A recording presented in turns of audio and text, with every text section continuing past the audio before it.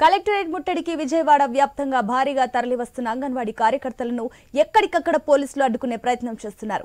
పోలీసుల ప్రయత్నాలను ఛేదించుకొని మరీ అంగన్వాడీలు కలెక్టరేట్ కు చేరుకుంటున్నారు. కలెక్టరేట్ ముట్టడి కార్యక్రమంతో పరిస్థితి ఉద్రిక్తంగా మారింది.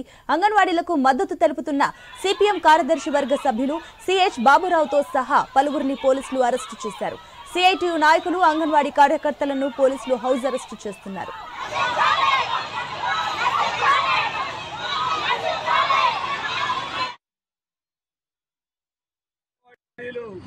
గత 23 రోజుల నుండి కడుపు మంటతో వాళ్ళ ఆకలితో అలమటిస్తా వాళ్ళందరూ రోడ్డెక్కారు. జగన్మోహన్ రెడ్డి ప్రభుత్వంలో కనీసం కనికరం లేదు. రోజుకి అంగన్వాడీ ఆయాకి 233 రూపాయలు జీతం ఇస్తా ఉన్నారు. ఎలా బతుకుతారు వాళ్ళు? ఆ రోజు తెలంగాణ కంటే ఎక్కువ జీతం ఇస్తా ఉన్నాం.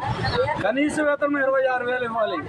ఇవ్వకపోగా అడిగిన నేరానికి 5 ఏళ్లు ఆగి అడిగితే వాళ్ళని ఈరోజు 1,00,000 మంది అంగన్వాడీలు రోడ్డెక్కితే వాళ్ళందరినీ పోలీసులతో కొట్టిస్తూ ఉంది ఈ ప్రభుత్వం. గతంలో గుర్రాలతో దొక్కించారు, ఇవాళ అంగన్వాడీలు తాళాలు పగలగొట్టించారు. అంగన్వాడీల యొక్క హృదయాల మీద దెబ్బతీశాడు.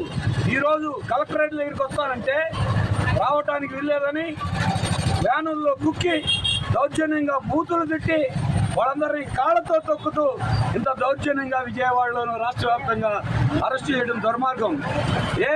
వాళ్ళ జీతం పెంచమని అడగడం నేరమా? లేదు రిటైర్. ఏపీలోని అంగన్వాడీ టీచర్లకు అక్కడి ప్రభుత్వం అల్టిమేటం జారీ చేసింది. సమ్మె పేరుతో విధులకు రాని వారిపై చర్యలు తీసుకుంటామని ప్రకటించింది.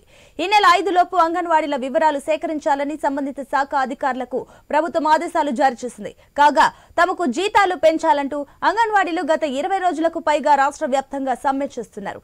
ఇక ఇప్పటి వరకు ప్రభుత్వంతో పలుమార్లు చర్చించినా ఫలించకపోవడంతో అంగన్వాడీలు తీవ్ర ఆగ్రహంతో సమ్మె కొనసాగిస్తున్నారు. ఇప్పుడు ప్రభుత్వం అల్టిమేటం జారీ చేయడంతో ప్రభుత్వంపై తీవ్ర అసహనం వ్యక్తం చేస్తున్నారు.